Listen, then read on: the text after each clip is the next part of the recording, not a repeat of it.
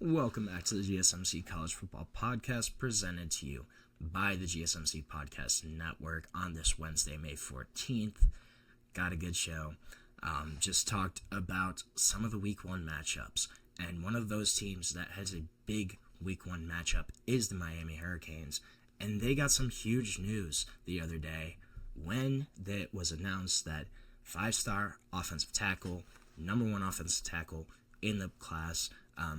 Some sites have him as the number one overall player in this 2026 class. Jackson Cantwell from Nixa, Missouri, has decided he is going to the Miami Hurricanes. This is a guy that is one of the highest rated offensive linemen of the modern recruiting era. 6'7", 320, absolutely massive, carries his size super well, and really powerful blocker, but also got a lot of good quickness, flexibility, a guy that's already projected to be a potential first-round draft pick in the NBA. Also has an athletic pedigree background. Both of his parents were Olympians in the shot put. His dad won a silver medal, I believe, in 2008. So you got a little nice pedigree coming back from there. But this was a big win for Miami. He picked them over Georgia, Oregon, and Ohio State. Those were kind of his final contenders.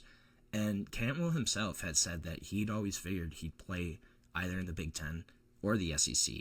But he was adamant the past few months that Miami would have a legit shot to land him. This is a kid that once drove 1,200 miles through SEC country with his parents to visit LSU, Georgia, and Bama. He had said that they even put an air mattress in the back of the car just for him to kind of lay out, make it better. But guy that drove through SEC country, really saw all those programs. A guy that's from Missouri, so not super far off. But it really sounded like he enjoyed Miami, and one of the big reasons why was the relationships that he built. He talked about, obviously, Cristobal there, and then Alex Mirabel, their offensive line coach.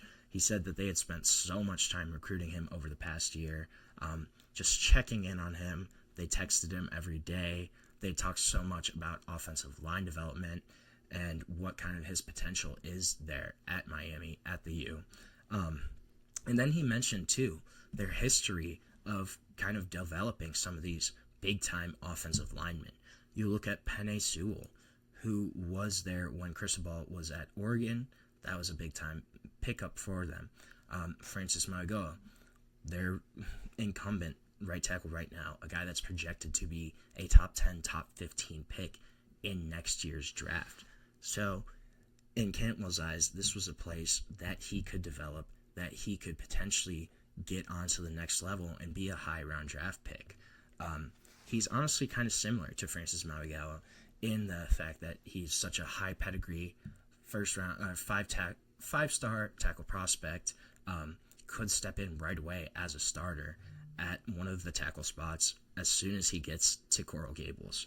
And a big reason I think here is Alex Mirabel, the offensive line coach. Alex Mirabel is a guy that was a high school teammate of Mario Cristobal. He's been the one constant on Cristobal's staff throughout all of his stops as a coach. And Mirabel came to Miami after spending the previous 4 years with Cristobal at Oregon. Also, he's a guy that has been the associate head coach, has kind of been that number two. And Cantwell called him straight up the best offensive line coach in the country way, way before he committed to Miami. So it seems like Mirabel's presence there and the idea of developing Cantwell into a high-quality, high-caliber draft pick, potential NFL player, that really held a lot of weight for Jackson Cantwell. It also sounds like he was a guy that was supposed to commit about 2 weeks ago. April 30th was his date, kind of postponed that, then visited Oregon late April, then visited Georgia last weekend. And then last weekend, too, there was a picture of Jackson Cantwell with Jared Curtis, their five-star quarterback that just committed to Georgia. So that kind of made it seem like, oh, maybe he's going to Georgia, right? team up with the number one quarterback in the country. You get the number one offensive tackle to protect him. That would have been a huge win for Georgia. But decided not to. He opted to go to Miami. I also think here's another reason. So, fun fact, Jackson Cantwell represented by Rosenhaus Sports, one of the biggest agencies throughout the world. Drew Rosenhaus, obviously household name as an agent, so he's represented by his company, by Rosenhaus Sports. And Miami has been super aggressive in terms of NIL offerings, both with transfers and with high school recruits, right? And Cantwell also, he had a quote where he said, "It's a blessing to get paid to play the game that I love." So one thing there is reportedly Jackson Cantwell may be getting upwards of $2 million per year. On3 said it was about $2.5 million per year to be their left tackle. So that's a huge difference.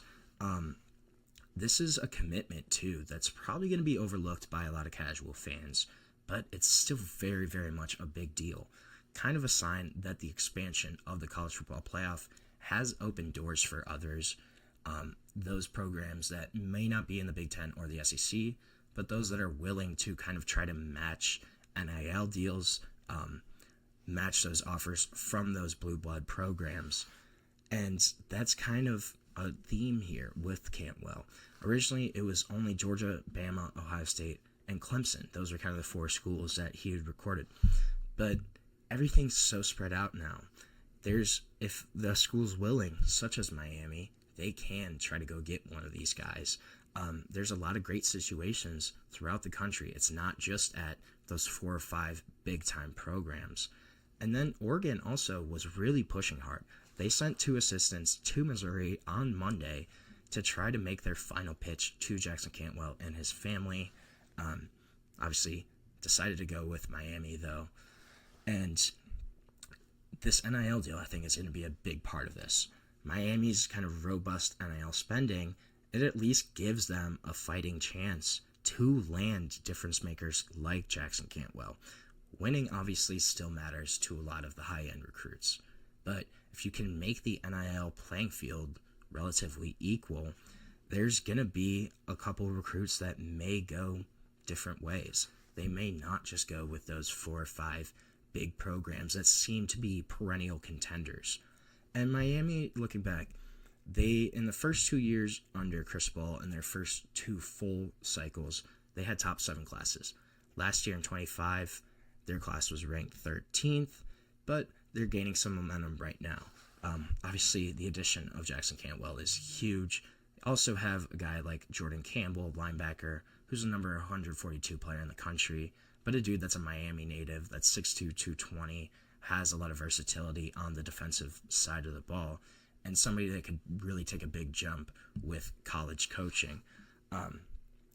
Cantwell's commitment bumped Miami from 17 to 12 in ESPN's latest program rankings for the 2026 recruiting class.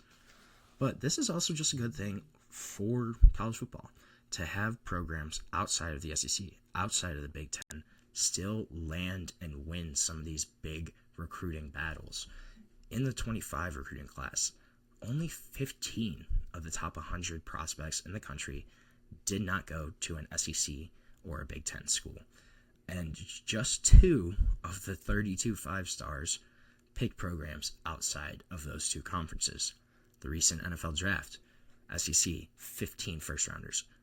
Big Ten, 11 first-rounders. So 26 of the 32 first-rounders were SEC Big Ten. But if you can kind of get wins like this for Miami, for programs that are similar to Miami, they can win some of these recruiting battles. It helps kind of even the playing field a little bit. It kind of shows that, hey, not everything, just not all roads point directly or automatically to the Big Ten, to the SEC. There's viable alternate routes. There's other ways to kind of go about your collegiate career without having to go to one of those 2 conferences. I think that's something that this signing kind of indicates. And could it potentially be a trend? We're going to have to wait and see. But at least on the minimum, this is a big-time win for Miami, a big pickup, a big boost of morale for the Hurricanes program in landing this guy, Jackson Cantwell, elite 5-star offensive tackle. So we're going to take our last break of the show. When we come back, we are going to continue with my ACC team rankings, going to talk about kind of that middle tier of the ACC and maybe what to expect for this upcoming season. But stick with us. We'll be right back on the GSMC College Football Podcast.